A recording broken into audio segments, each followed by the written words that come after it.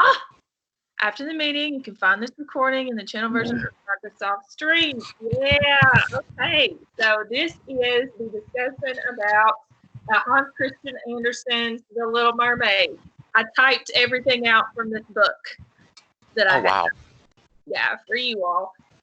And I didn't give you all everything from the introduction, just the part that was most relevant to our understanding and study of The Mermaid.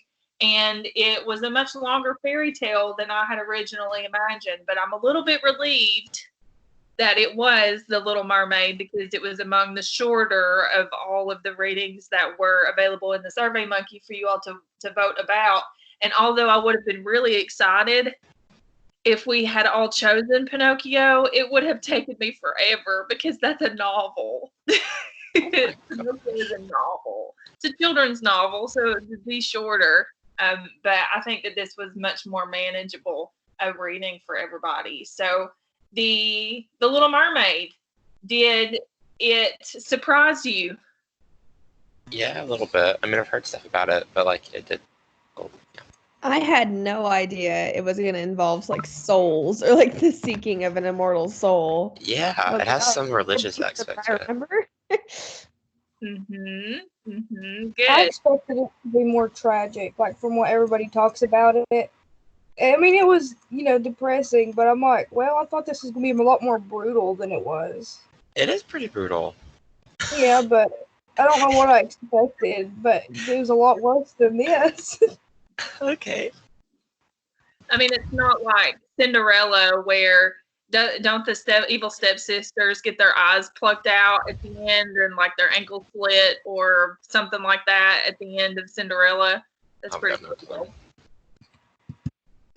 Okay, so we've talked about some of the surprising parts. Was there anything, had anybody heard anything about The Little Mermaid, the original fairy tale, before we decided to discuss this fairy tale for our last discussion? Mm-hmm. Had no idea, just your understanding of the Disney film? Like, I heard that she walked on knives and stuff outside of water. That's about it, though. That's literally it. And I also heard that she turned into foam at the end, but I did nothing about after that where like Daughters of the Sky came in or anything like that. For me, I never even watched the actual like Disney film or any of that. So the only thing I had heard, other than the basic of the Disney film being spread around, was this story. I never read it, so I guess that's why I expected it to be more brutal because it kind of got blown out of proportion. Yeah, and for any of you who have seen the Disney film, the first half of it seems pretty like authentic to what we would know about The Little Mermaid. Of course, this being the original source and the Disney film being the appropriation or the adaptation. But you're reading through it and you're like, man, these Disney people, they got it right up through a little while, and then it takes a very, very stark turn toward. I'd say about the middle or like 3/4 of it. It seems to all run in shambles and doesn't look as familiar as the Disney movie does. So we know that the mermaid, the Little Mermaid, she's unnamed in the original story. The name Ariel was given to her from Disney writers and filmmakers and producers and such. But let's maybe go through some of the maybe ultimate meanings that you have been able to pull from the fairy tale. Like, what does it make you think about? We can talk about psychology. We can talk about religion. We can talk about gender, sexuality, any of those that were your first general impressions once you were finished reading the fairy tale. Anybody want to jump in? I'll start, I guess. For mine, it was one of the main things that stuck out to me was that sacrifice doesn't always end in like appreciation. Because even though she got her tongue cut off, she walked on knives, just to meet this prince. That she's the one who actually saved him. She didn't get anything in return really. other than getting to fulfill her dream of getting up to where humans are. And I think ultimately at the end she did achieve, being able to go to the higher grounds people, wasn't it? So she did achieve one of the things she wanted, but the person she loved, although he had, kind of a love for her, he didn't love her as much as, she did for him, and she couldn't ever express it to him. So it's more so like, no matter what you do, you don't always get some type of appraisal in return. Yeah, it's futile to be sacrificial. Futile to be sacrificial. I think the moment that I knew that the prince could not love her completely is when he dresses her in the sporting clothes to go riding with them. So he doesn't dress her up in a beautiful gown, doesn't beautify her up to royal standards.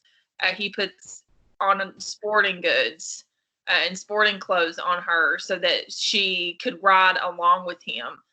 She had really only extrinsic value to him and not really an intrinsic one. Maybe he loved her a little bit because they look for her once she's gone from the ship. But that's the moment that I knew that he couldn't love her. And it was really going to be a bad ending to the story. Yeah, that's a nice one. It is futile to be sacrificial. That's good. Thank you, Ashley. Any other general ultimate meanings that we came up with at the end of this fairy tale, if it comes to psychology, gender? I don't know if this is necessarily a deeper meaning to everything, but I just found it really aggravating because she obviously is a very caring young girl and she wants more out of life than she has. So she thinks the only way she can get that is to completely abandon what she's known to try and reach for something more. But she's 15 years old and she's seen this guy once and she's like, you know what? Yeah, I'll make a deal with a sea witch. I'll throw my life away. This can only end well for me. And I don't know. I just like, could you sleep on it just a little bit? Maybe wait till you're 20. I don't know. But I'm glad that she saved the prince. But I feel like it should be left at that for a while. and then tying into deeper meaning. And then you have like this sad tale. And then at the very end, you get if children are good, the mermaids suffer less. It's like if children are bad. So it's kind of like all tying into this don't be mean to your parents thing at the very end, like the literal very end. So that's like the lesson I think it was trying to teach. But yeah, I feel better now that I've said that. Well, good. No, yeah, you plugged into one of the staple readings of kind of like the psychological undertones and the signs within the fairy tale is that you're deep under the sea. And that's part of the opening line. It's like far in the depths of the sea, and everything is blue, and we know that there are meanings to certain colors, and that blue is supposed to mean calm and tranquility and serenity. But the whole ocean, she's kept there until she's 15 years old. So she's nurtured in this very safe psychological space in what we might think of as the unconscious mind. And then she rises up into the real world, and her two worlds collide and clash. And there is a stark difference between reality and fantasy and innocence and experience. So it is a cautionary tale for sure, because that's what fairy tales were supposed to do. And that was the role of a fairy tale, is to be a cautionary tale for children. But then there is also a cautionary message on the psychological front about coddling is not the right word. That's more of a 21st century word, I think. But simply coddling the child until they're 15 to live in this beautiful existence. And then she experiences the real world so all very fast. And I think maybe the reason why she fell in love with the prince as she did is because it was traumatic. It was shocking. And we go into survival mode, or we can't quite make logical decisions because of that trauma. And that if you are coddled under the sea or in your own comfortable spaces for a long time, then reality is going to be very difficult to navigate. So I think it's perfect, Jaden. Thank you.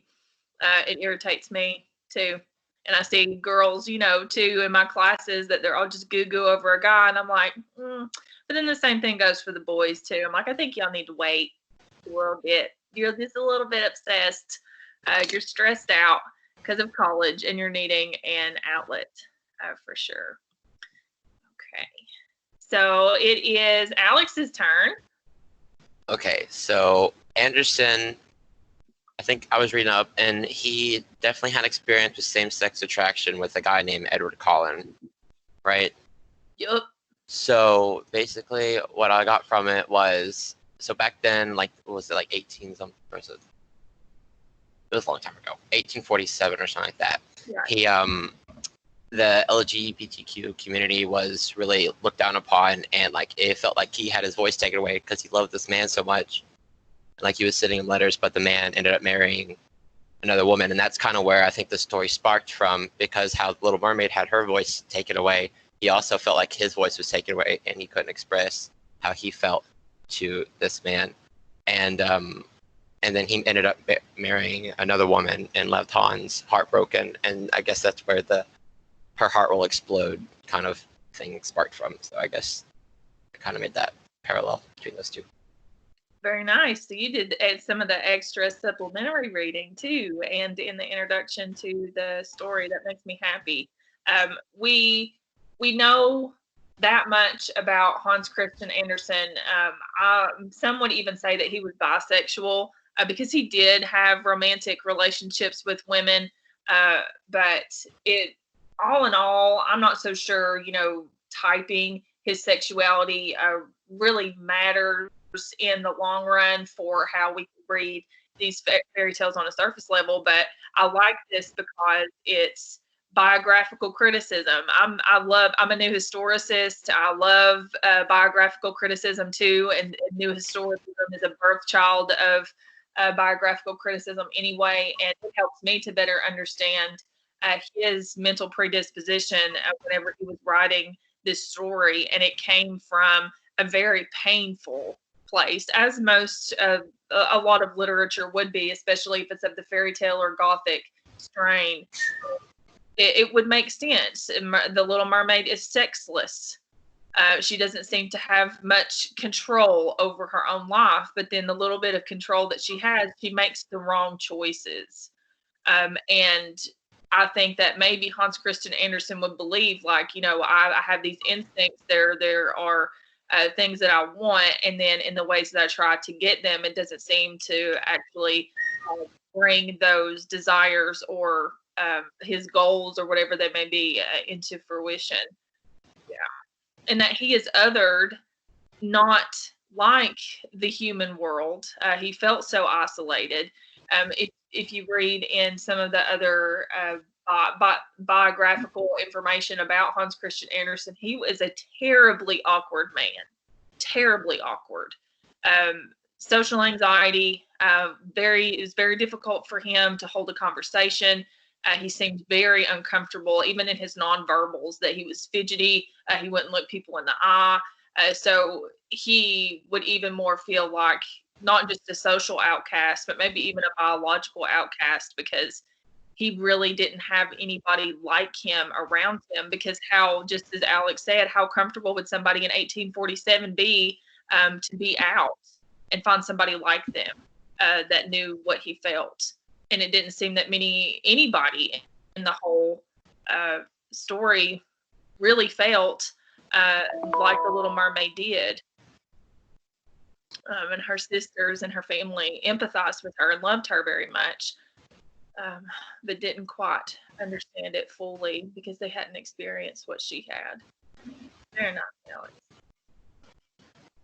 Thank you. What are some other takeaways that we got from the fairy tale? One thing I noticed, kind of bouncing off what Alex said, and then the deeper exploration with his actual sexuality, is in the movie when the other woman appears and he falls in love with her instead of the Little Mermaid. She's perceived to be a witch. She was Ursula the whole time, but in the actual story version, she's just another girl. Like, there's nothing special about her. She's just another woman that he's like, oh, it's you, yay. And I think it speaks on a deeper level than rather making her evil, just her being a woman, like we've talked about. And that's what drove the nail in for the Little Mermaid. And I think once you understand the approach of like how the author was thinking when he wrote this, then that kind of hits harder than her being evil in the first place. I agree with you. And since we're talking about the Disney movie, and I don't want to assume that everybody's seen it, but after reading this with you all, I have never read this before. I had never read it before. So I got to discover something completely new with you, and I love that. I was really intrigued as to the changes that were made. And I know that a story is universal if it can be reappropriated and even further universalized for a larger audience. And that's what Disney did, and that's what Disney continues to do. But then there are several critics of Disney because they take so many liberties with these ancient stories that have already really universal themes to them. And they gloss over the endings and they make them happy. But I wonder, because Jaden brought this up, Jaden, if you have thoughts or if somebody else does, what would be a possible reasoning as to why they would change the woman to the sea witch? She's still the antagonist in the fairy tale a bit, but there's several antagonists in the fairy tale, but why shift things that way to the sea witch? Do we have any theories on that? It's just fascinating to me why they would make that change. So it actually seems a little sexist to me, to be honest, but I may be wrong. Maybe it would be because it would be easier for a younger audience to understand rather than like an underlying issue. If there's like a main villain that you've seen from the beginning, it'd be easier to tie into the end to still have somebody for the story to revolve around rather than try to pick apart how Ariel really felt, because she's a pretty, how do I say this? She's a pretty clear to read character in the Disney film.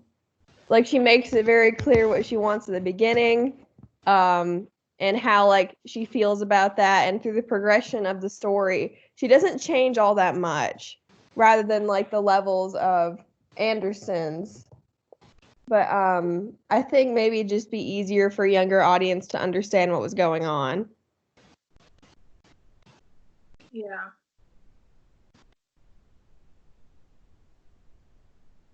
Just found that fascinating that they found that to be the easiest way to make a villain so understandable, like to further understand the protagonist, because it's all supposed to be about how we understand and identify with the protagonist. And so they needed some much more stark antagonistic forces in the story than what seems to have appeared in the fairy tale. Really maximize her wickedness. That makes sense.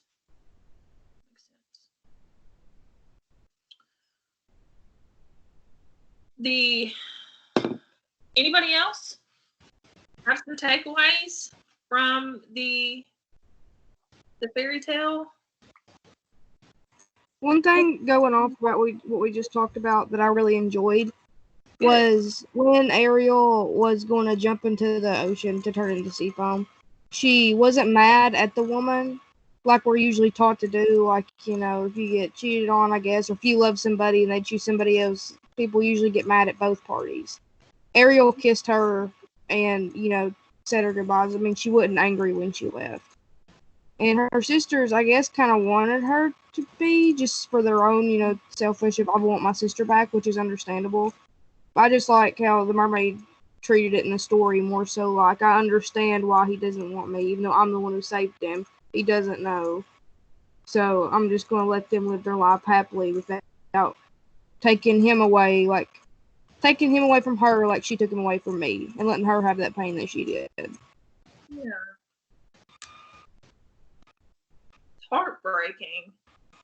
It may be an example of true love, too, because true love, you're supposed to be able to set the person free. I mean, that you would want them to have what they want, no matter how painful it is to you.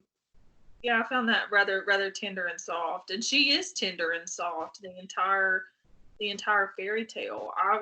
And maybe I'm selfish. I don't know if I'd walk on knives for the thing. But if you walk on knives for the thing or the person that you want the most, then that's really unconditional. And likely the kind of love that Hans Christian Andersen felt for Edward Cullen too. Thank you for that, Ashley. Why sea foam? Why do we think sea foam? Any mythology buffs in here? Why do they return why do they turn into sea foam? Isn't there that beautiful painting of is it Aphrodite where she's coming out of the seashell and there's sea foam everywhere and she's like it, man. It's all Aphrodite and she's associated with the ocean hardcore. Yes, thank you, Jaden. That's exactly the answer that I was looking for. So in Hesiod's Theogony, it's the first written mythology that we have, and it's a theogony is the birth of the gods. And according to Hesiod's account, Aphrodite was born from a castration. That was thrown into the ocean and created sea foam, and Aphrodite sprang from it. That's strange. It is very strange. Remember the person who was castrated, though, or there was a god that was castrated. It's still early for me. I'm brushing up on that. Likely, we can Google it real quick. But yeah, I think that's a callback to Greek mythology and the sea foam, and that mermaids would turn back into sea foam.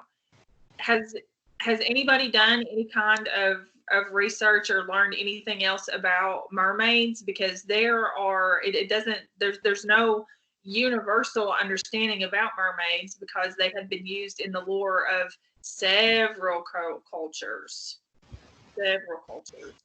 And they're not always called mermaids. There are so many different names for mermaids. Oh, Alex, you have said Cronus castrated Uranus. Yes. Castrated his father and threw his junk into the sea. Pretty much. But then, I can just say, like, about Greek mythology, how weird it is, how they'd reproduce. Like, for instance, what was it, Hephaestus and Athena? Like, pretty much, there's two types of stories. He tried to, like, trigger warning, I guess. One, he tried to rape her, and she moved, and he then ejaculated on her leg. And the other one is that they were, doing it, and then she went away, like, right before he ejaculated, and it went down to the earth. Either way, it went down to the earth. And that's how he got somebody else pregnant. And I'm like, You know how bad it must suck to be living your life and all of a sudden a god nut just hits you in the face and now you're pregnant. Like, you know, I mean, I'm sorry to put it that way, but good God, like some of the stories are raunchy. The morning. They're raunchy. I mean, it's just awful. It is. No, and the history of Greek mythology is one shocking rape after another. And Zeus, he would stick it anywhere. He just wanted to stick it wherever. And that's why he had all these demigods running around. And he would turn himself, as you all know, if you take mythology, he would turn himself to a swan or a bull just to maintain dominion over mortal women and produce all of these spawn to further spread his power across Earth. So I love that little tidbit of humor. But I found that really interesting with the sea foam because I hadn't really read that anywhere else. Do we know some other names for mermaids?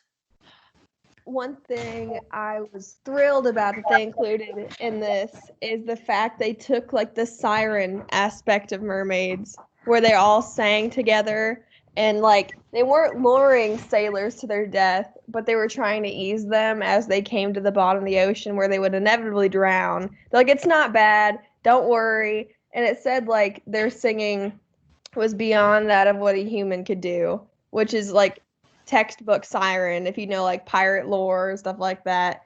But they weren't at all aggressive. They were just like trying to ease them as they drifted away, which I really liked. Me too. It's a relief because in our even in the 21st century, if we go watch a movie and it's something about mermaids, like in the Pirates of the Caribbean, or even in Harry Potter, the mermaids are evil, and I don't know. It's just it's a negative perpetuation of a stereotype about mermaids, because if we read, there is the siren that Jaden's brought up here that would sing to men in order to lure them into their death, and that's in the Odyssey, right? Do you know the Odyssey? Weren't the sirens in the Odyssey like have wings and stuff though? And there's in some traditions, like in Greek mythology, they would look more like creatures. But the more that mythology is appropriated into new cultures, or if more mermaid stories are told, certain characteristics will drop off, and then others are added. And then they run around. Do you, Alex? You have brought up some other names for mermaids and their affiliate or family creatures. Do you want to talk about any of these the way that Jaden has talked about sirens? I mean, there's the Nereids or whatever, which that's also Greek, found in Greek, and it's like the 50 daughters of Nereus and Doris. Mm-hmm. Sisters, the brothers of something. I can't remember. That's pretty much all I know. No, that's good. And water nymphs wasn't what's her name? First witch in Greek mythology, Circe. Wasn't her mother a water nymph? Not sure. It's been a while since I've done anything mythology. I just remember some stuff. It's cool. There are also such things as what are called sprites. Ooh, sprites. What are those? Yeah, they're still like water creatures, but they kind of have fins, but they kind of don't. They look more like humans than before, than the earlier lore to them too. So in the way that Hans Christian Andersen has written The Little Mermaid, our understanding, at least our picture of what a mermaid looks like, has been more concretized. Has anybody ever gone to California or at least on the West Coast, where mermaids are a bit more celebrated and they would have mermaid fountains and things? Has anybody seen any pictures of how mermaids have been concretized in stone. There are even some cultures that say that they have 3 different fins. Yeah, and they would draw out, and then as over time, the mermaid has looked more like the Ariel that we see in the Disney film. So, because the wings were dropped, some of their extra scales were dropped, and they look more like the idealistic standards of beauty that we would see in the Western world, because it's kind of moved that way from the East to, and even from starting in Western civilization with the Greek and how it had been appropriated that way into what we know it to be now. So much of what we know about mermaids popularly is going to come from this story, naturally. That's good. Did we see any other, since we're on the topic of mythology, was there anything when you were reading that reminded you of another story or a maybe like a prototype or a recurring symbol like we saw with the sea foam, or a theme that may draw back to Greek mythology? There's not a lot of Norse or anything like that, and it would probably draw more on Greek mythology than any of the other ones. But did we see anything else? I'm just curious. I seen hair. I mean, like, because when she was on the shore, when she like washed up, she was like surrounded in her like long hair, and then for her sisters to get the knife that would bring her back to the sea, they all had to cut off their hair as well. And the grandmother, from her stress, her hair was falling out in clumps. So that's just, I don't know if that's really a contributing factor, but that is something that for me showed up a couple times in the story. It's just hair. Definitely body differences in the play. Everybody. Yeah. Hair, voice. Yeah. What do we think those? If we're cutting off the tongue, if we have to strip our hair, what does that symbolize? In a way, a woman, you know, because that's what they're known for. Is like, you know, like even when she went to the castle, there were like all the women that were there were singing, and she goes, well, she thought to herself, well, I can sing better. And I guess that's the only thing that she had left that her sisters didn't have, because she could sing better than anybody, and so it was kind of just like, that's why the witch took her tongue, and although the sisters did sing, you know, that she just ended up taking their hair. So I feel like it's more of just stripping her away from being an actual woman than anything. She's got patronized by the prince too, Ashley. Like petted by her. Slept at the foot of his bed. Treated her like a dog. Yeah, it's rough. I feel bad for her in that. So it's like a defeminization. The scholarship, and maybe even in some of the stuff that you've read too, that if we cut out the tongue, the last sacrifice of the body would have to be, you know, them cutting off their hair. They would have to. Those are all signs of defeminization, and which ties back to Ashley's first assertion about the entire story about sacrifice. And the defeminization, and that it is futile. And I'm even wondering in 1847 if this, even though the Little Mermaid is frustrated, she is innocent, she has an incredible naivete because she psychologically has been so coddled under the sea and is not a part of the human world, or had not been exposed to the human world until she was 15. And just like any of you do, if you're coddled, and you go out to college, and that's why I worry about my dual enrollment students once they transfer to university. I'm like, oh gosh, they're going to get caught up in all this party life. They're going to know all this freedom, and then they're just going to go crazy. And I worry about you. But then that's exactly what the Little Mermaid did too. I don't know. It's just defeminization is a part of that sacrifice. See, I always found it fascinating, the sacrifice and everything. It's like an envious thing with the Sea Witch. Like, they're giving up their hair and everything else. Like, is that like, I don't know, what they make beautiful from a cultural standpoint? I'd like to flip it around and ask you that, because I think that's an astute observation, that this is a reinforcement of what is supposed to be beautiful for women. And then to strip them of that would have been seen as a negative and a sacrifice, and maybe even like a castration of sorts, because the tongue is like a castration. The cutting off the hair is like a castration, or an emasculation. Anyway, yeah, but I think you're right. Do you want to expound upon that a little bit about what you mean about the reinforcements? Sorry.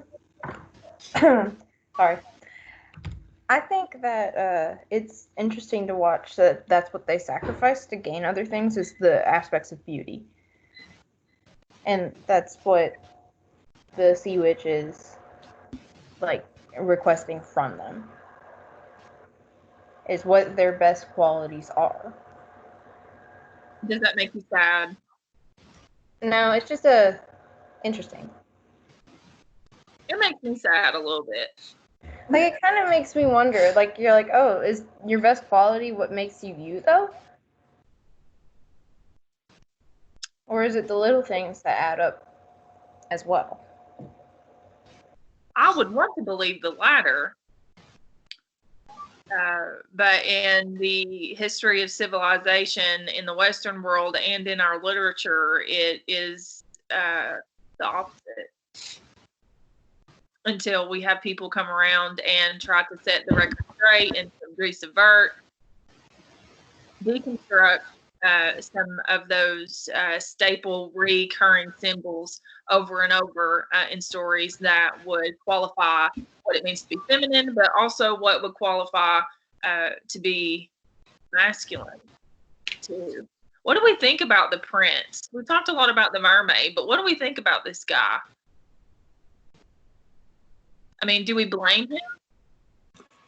I can say one thing about that. I was going to bring up a point in a minute. Nobody can really get mad at him without getting mad at the Little Mermaid, because she made the sacrifice to love him, and her sisters made the sacrifice to help her, and she rejected them as well. So I feel like if there is negative feelings towards him, they would have to be also switched on a Little Mermaid. That there is a standard they both have to be held up to. I agree. I'm not mad at the guy. I wouldn't have treated somebody that I found on the beach like a dog. And I don't know, but I can't really blame him either, because he is so innocent too, in the same way that the Little Mermaid is, which makes sense to why Ashley would say that you would have to be mad at both of them, because they're both the same person, but in different worlds. Because he's coddled in his own existence as a prince and what's expected of him, and she has had this very insular existence under the sea too.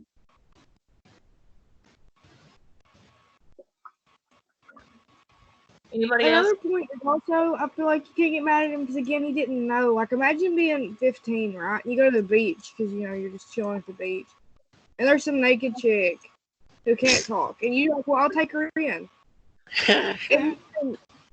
So you're living your normal life, doing what, like the princes do, like their parents are going to marry them off. Back in that time, any time, usually with royal families, that's what they would do to make peace offerings and to avoid war, would they marry their sons and daughters off who are princes and princesses.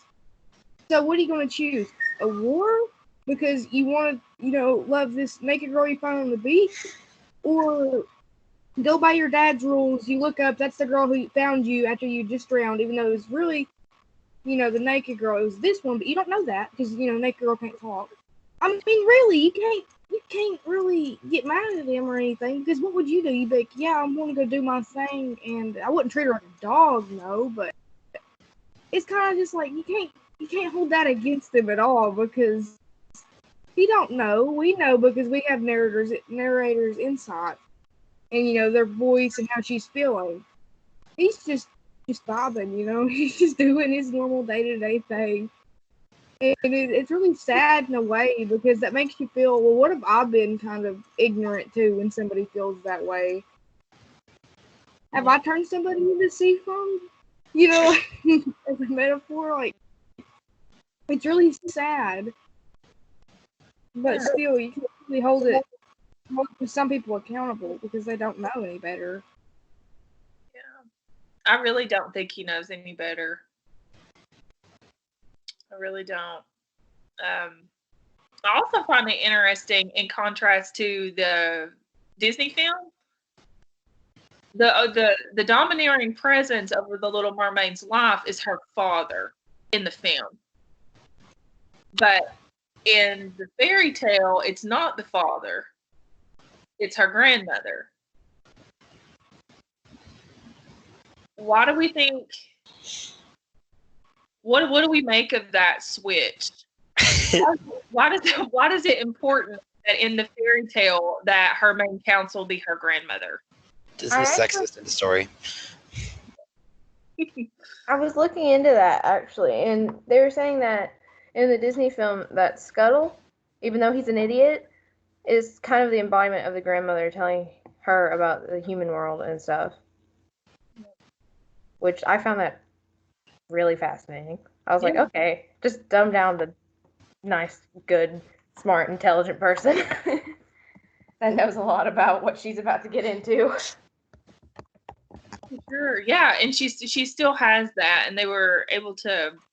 That's a pretty innovative way to communicate the same truths to a new audience in the 20th century. That movie is as old as I am, and Jaden has a weird idea that I want to hear.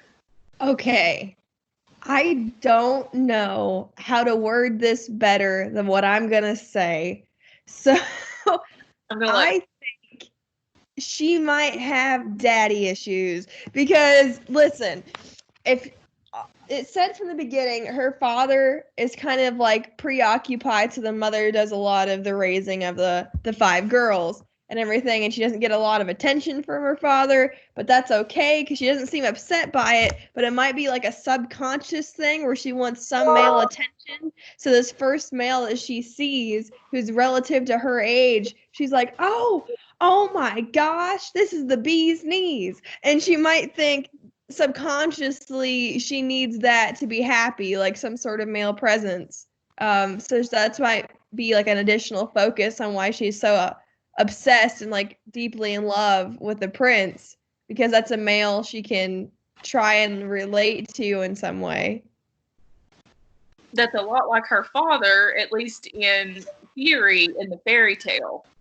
Right. Powerful, he's royal, and that's really all you need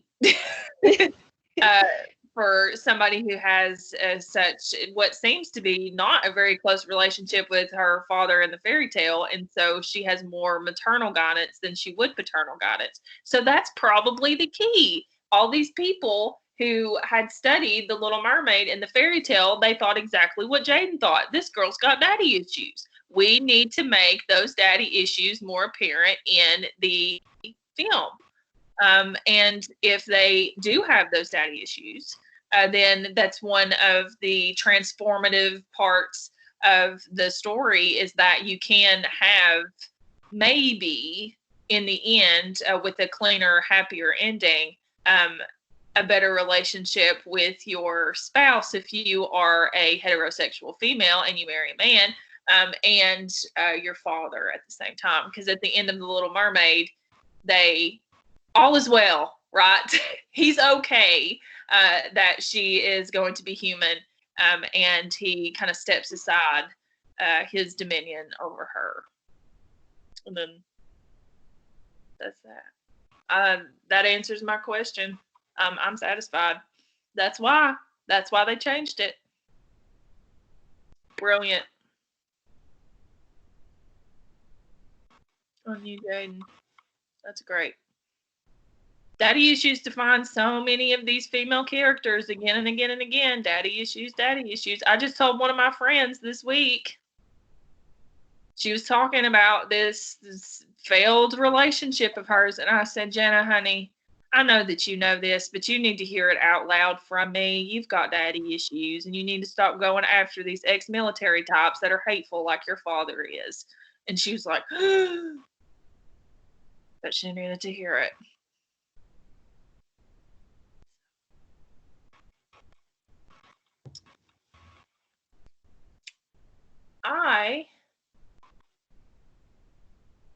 I think I've talked about all of the talking. I think we've covered the talking points that I wanted to cover for The Little Mermaid. But I'm happy to discuss any of the others that you may have, or if you have more burning analyses about the fairy tale as opposed to the film, or some uncovered truth about the fairy tale itself. Before I show you all the assignment sheet for the reflection.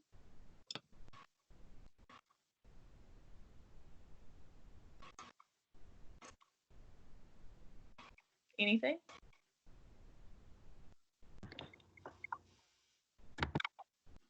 Okay, I'm going to try to share my screen now. All right. So bear with me.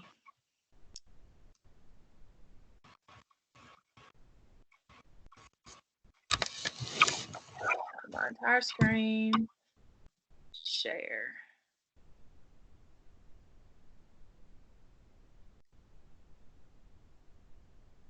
Okay. Can you all see my screen? Yep. That's a lot of tabs. Yeah. There are much fewer now than there were. Let's see. So I made this reflection assignment just as open and easy as the other one, where you still have the same stipulations, the 400 words. You are allowed to use I because it is a reflection. Please cite the fairy tale at least 2 times. I've given you the sample citation here, and the works cited citation is at the bottom of the reading, which I've linked again here. So the prompt is students will simply write and reflect on their reading and understanding, as well as the relevancy of this fairy tale in the 21st century. Students may compare it to the Disney cinematic adaptation, perhaps, but there must be some original commentary on both the dangers and the benefits of sharing this narrative today. I want you to be free with this. So you would reflect on the points that you found most powerful, how it impacts storytelling and narrative in the 20th century, and a bit about how it impacts you. Whichever you feel a pull to is what I want you to write about. Just be free. Is that okay? That'll give you freedom? So. Okay. Because that's what I want. And that is it for the assignment sheet, and it's on our homepage, as I do all of your assignments. And it is due on the 25th, which is Saturday, right? I don't know. Saturday? I think so. I think you're right. Yeah. Yeah, Is that enough time? Oh, should be. I mean, I think so. So a bit of an update on your assignments that you turned in that I'm working through. I'm going to stop sharing my screen now so that you can see me again. The process of how I'm working through your outstanding assignments or this is that I'm grading by student. So if you have received your grade for paper 2, you should also have your feedback on the outline for paper 3. And I've tried to be a bit more fine-tuned with my comments and just comment on the good parts, but then also show you again some of the things that we need to improve moving forward. even when it comes to content, because I know that we're not in that constructive space as we were before, that would foster enough sharpness and knowledge and learning, and us being able to bounce ideas off of each other that way. So I'm working through those the best as I can. And that's it's been my goal over the last couple of days to get as caught up as possible. And I am doing the best that I can with that. Once you have feedback on those, I really want you to read it and pay attention, because I'm seeing the same errors again and again.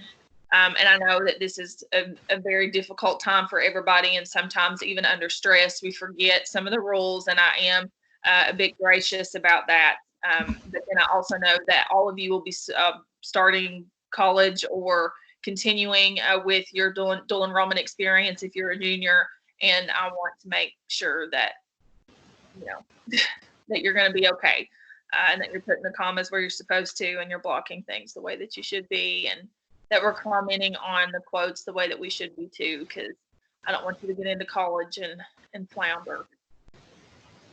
We'll survive one way or another. Huh? I said we'll survive one way or another. I know. I think all I have to take is lit next, because we've got both of our Englishes out of the way. Yeah.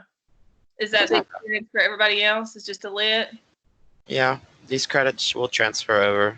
I looked at the credit equivalency thing the other day. I'm like, oh my gosh, it does. So I'll just have literature, which I think you could do like a film literature thing, or like there's a lot you could do with it. My mom did like some film literature, like where she watched a bunch of movies and wrote a bunch of papers about them. That sounds fun. Yeah, she said she loved it, so I was like, maybe I'll like that. I don't know. I think you would. I can already foresee you're going to get like a really, really rushed text from me at like 3 a.m. It's like, hey, Miss Solomon, I don't know what you're up to, but I'm struggling with this paper pretty bad. Oh, goodness. Well, if I'm awake, I usually text back, but... She's not awake past like 10. But I have been taking melatonin before I go to sleep, because the last several months actually I've had a hard time just going to sleep, and my TMJ has gotten worse because of the way that I carry stress in my sleep.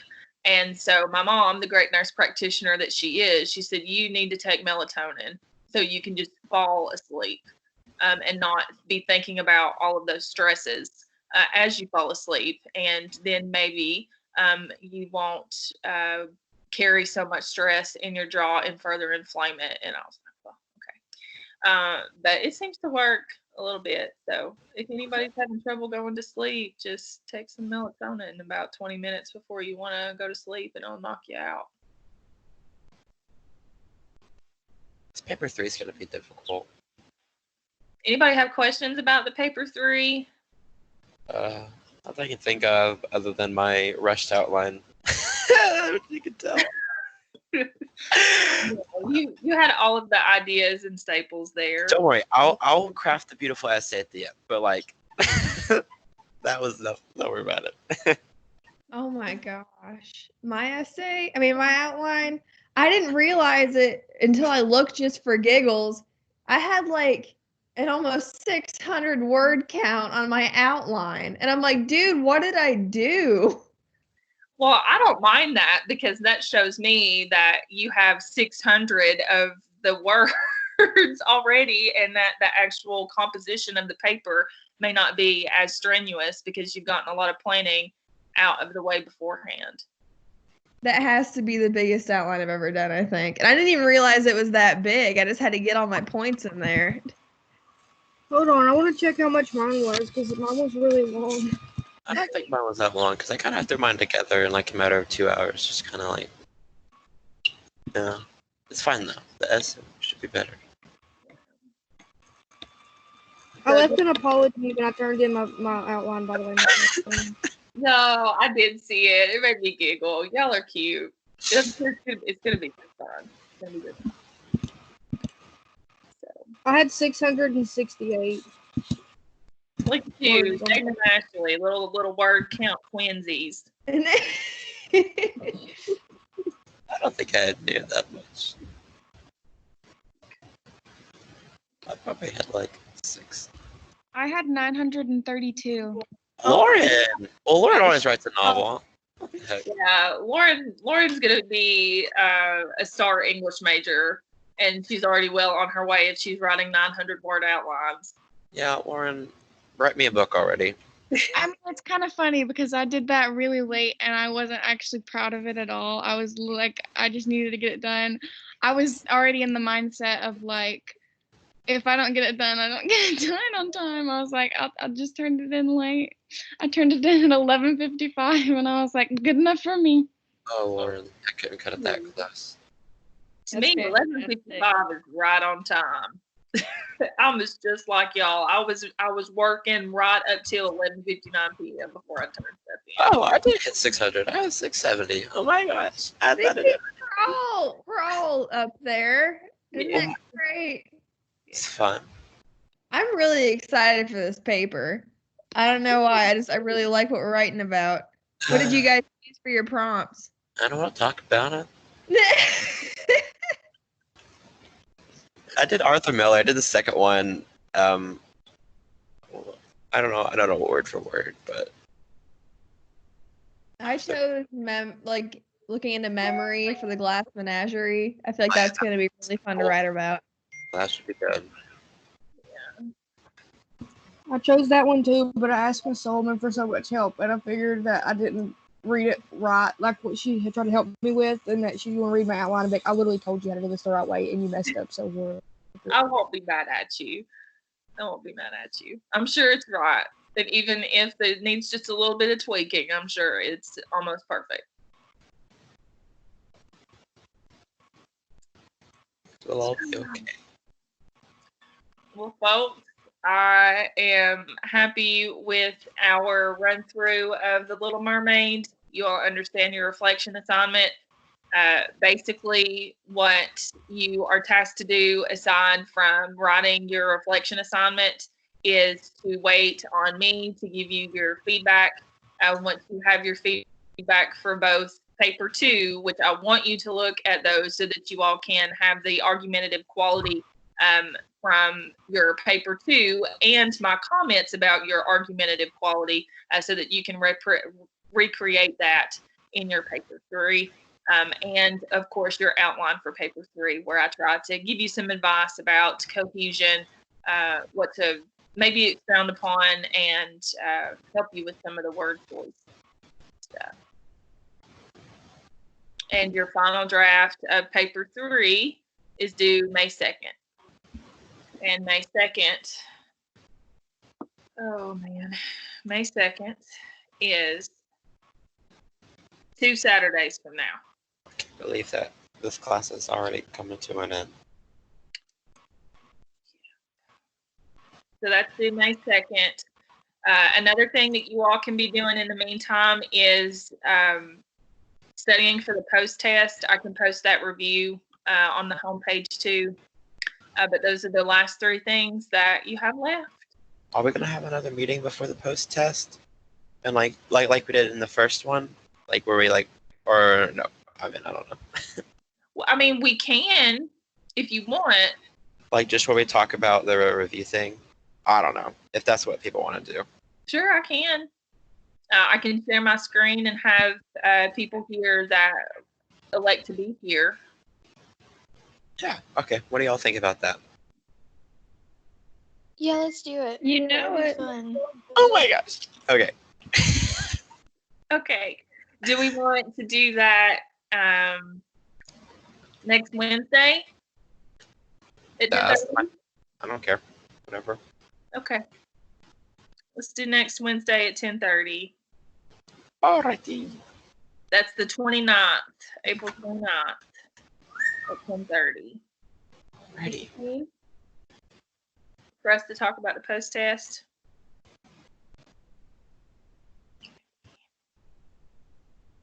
All right. Well, good luck with everything. I'll keep you all in the loop with updates, and write me beautiful reflections.